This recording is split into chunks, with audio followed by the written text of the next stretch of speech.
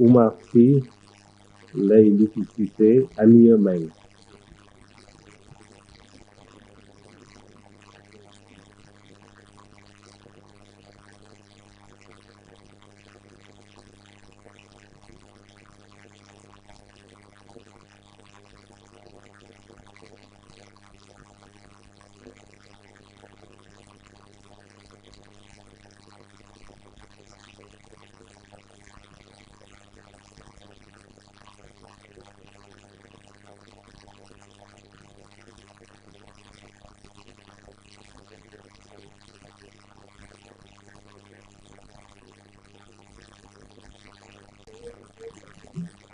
La vez.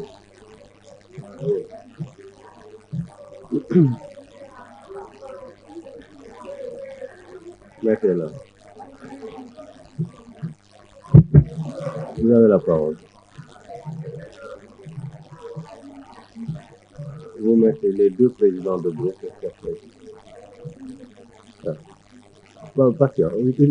mbokk yi nuyu naa leen monsieur le ministre yow ak sa délégation maa ngi leen di nuyu dañ fi indi benn texte dinañ ci waxtaan ce n'est pas parce que tontu wuloo ma que du ma voté sa texte bi xëy na naa voté texte bi ndaxte ISEP yi amul benn texte bu leen di encadré mais monsieur le ministre yow yaay kan ba bu assemblée nationale di la bind doo tontu bind naa la le 31 juillet 2023 arrêt depuis 9 mois des travaux des 46 ENO et des ISEP 4 mois d'arriérés de salaire des travailleurs de Batiland yi tabax ISEP yi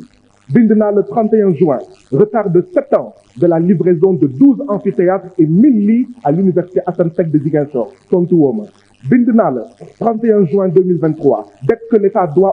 xam nga pour lan parce que nous on ne vote pas les textes en fonction du visage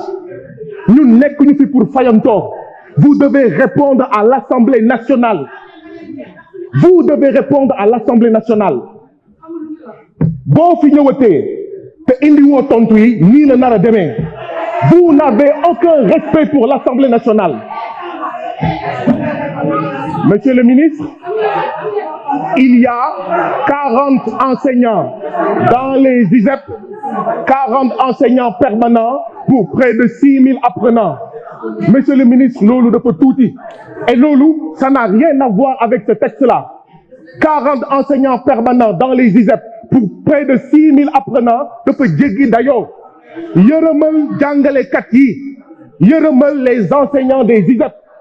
40 enseignants permanents pour 6000 apprenants dafa métti monsieur le ministre yow yaa fi toogal enseignement supérieur waaye yaa fi toogal également gouvernement du Sénégal est-ce que xam nga ne ce collègue des finances et du budget il a fait disparaître 136 milliards de francs CFA gouvernement bi bu ko jotoon kon du ñu am 40 enseignants des ISEP gouvernement bi bu amoon 136 milliards yi il n'y aurait pas des retards de 7 ans sur les amphithéâtres et les lits de l'université Assane Seck de Ziguinchor donc il faut sortir les 136 milliards de francs CFA le gouvernement du Sénégal doit arrêter d'être un gouvernement corrompu et qui baisse ce que la SGO doit payer comme impôt qui était de 150 milliards mu wàññi ko ba 14 milliards ça tous les députés doivent le dénoncer parce que c'est l'argent de tous les Sénégalais argent boobu xaalis boobu moo waroon servir pour recruter ay enseignants pour les mettre dans de bonnes conditions et avoir suffisamment d'amphithéâtres avoir suffisamment d'accord les meilleures conditions pour les étudiants donc oui vous devez aussi vous occuper de la bonne gouvernance Sonko 5e président à jamais premier Sonko 5e président focus. La parole est à notre collègue Ibrahima Baba Sall, suivi de Mohamed Aïb Salim Dafé.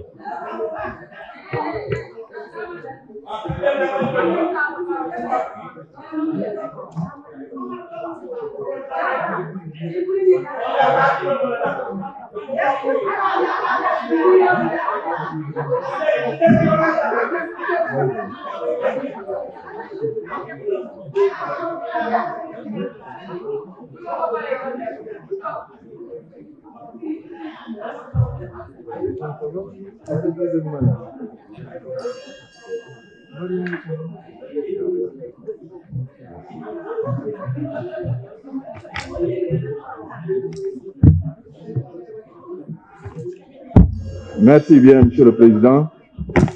Monsieur le Président de l'Assemblée nationale, Messieurs les ministres,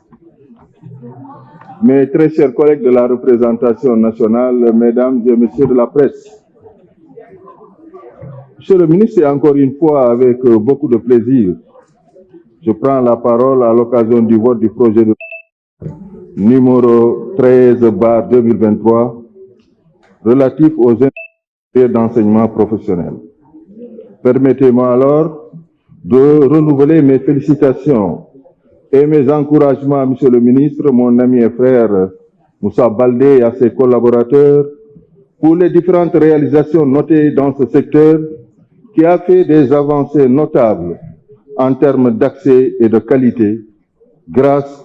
à la réalisation d'infrastructures universitaires dans la plupart des régions du Sénégal.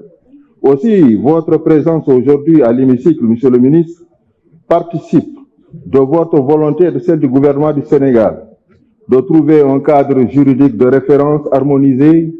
pour les instituts supérieurs d'enseignement professionnel pour qu'ils soient mis en phase avec les besoins et aux orientations des politiques publiques. C'était le sens de l'organisation des concertations sur l'enseignement supérieur, organisées en 1993 puis en 2013,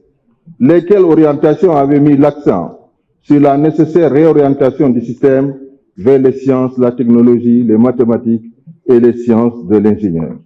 En effet, Monsieur le Président de la République, le Président Macky Sall, a compris que l'enseignement supérieur est un puissant levier du développement économique, social et culturel de notre pays. Sous son magistère, le Sénégal compte 8 universités publiques, 6 ISEP, des écoles polytechniques dont l'école polytechnique de Thiès et de 243 établissements privés d'enseignement supérieur placés sous votre tutelle, Monsieur le ministre. Nos universités, malgré les perturbations régulières constatées,